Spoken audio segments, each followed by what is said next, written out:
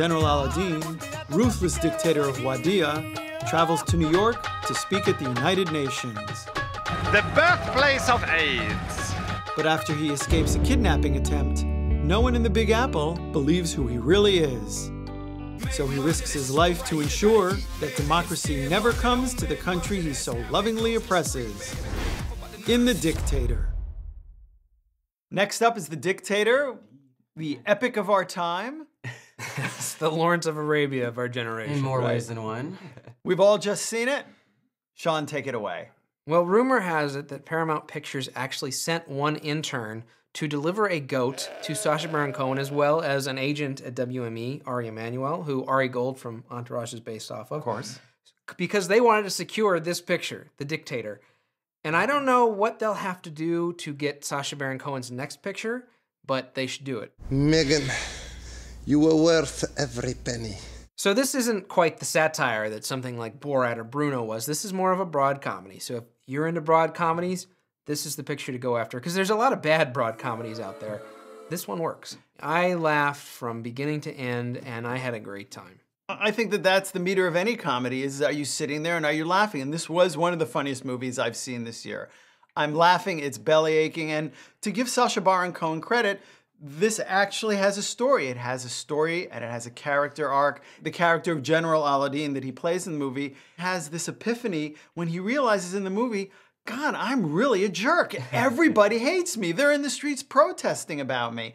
And it's that moment that you say to yourself, okay, they're investing in this movie a little bit more than just offensive humor and gag jokes and sight jokes. All right, guys, well, I'm gonna have to stop the love fest just for a moment. I'm a big Borat fan. I'm a big Bruno fan. Really? You like Bruno? I love Bruno. You liked Bruno? And you know why I love didn't. those movies? Because they had a message that you could easily figure out by the end of the film. And this movie, unfortunately, I feel like it didn't have a message, unless it was just making fun of desperate rulers, which for me is not as funny because we already know that they're evil dudes. Right. And I mean, granted, it was funny. It did make me laugh. I'm not gonna say You were that sitting next there to are me. many times that I did not laugh out loud, but I will also admit that a lot of the comedy was a little painful. WTF? What the fuck? It's interesting because in watching this movie, I had a very similar feeling as when I had Borat. Because when I watched Borat, I always wondered how the people in Kazakhstan felt about Cohen's depictions of them. And now I understand because I'm on the opposite end of the joke. The problem with doing comedy based on these despots and how evil they are and not necessarily based on Arab people is that a lot of people might not be able to tell the difference that they're making fun of the despots and not Arab culture. I am for free press, fair elections, and equal rights for women.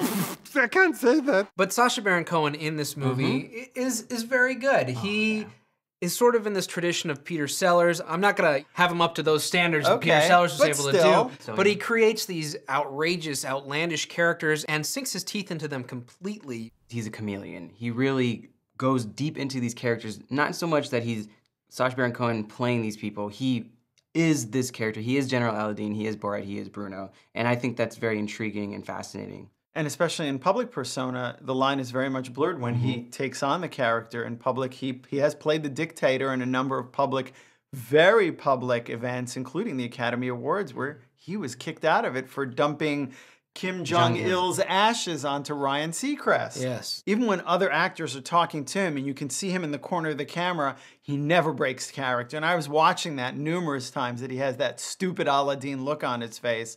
And I do want to point out that Aladeen in this movie is very much like Mr. Burns from The Simpsons. Mattingly, get rid of those sideburns. What sideburns? You heard me, hippie. He's very evil, but he's also very innocent and not particularly aware of how evil he is. He's simply operating the way he knows how to operate. And as such, he comes off as hilarious because he's playing a straight man.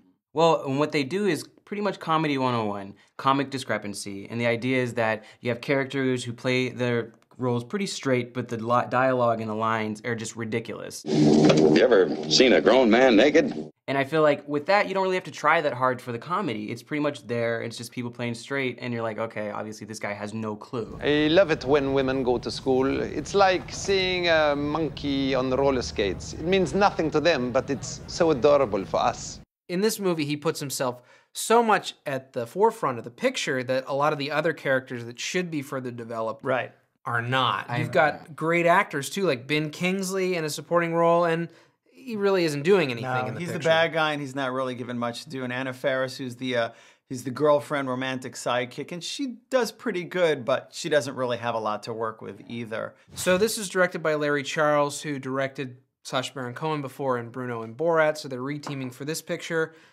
I hope they got a few more pictures in them, because I think it's awfully funny. It doesn't work on the same levels that those other two pictures worked at, and I'm a little worried that this direction that they're now going, getting away from the mockumentary style, could wind up being a dead end for them. But so far, it's working.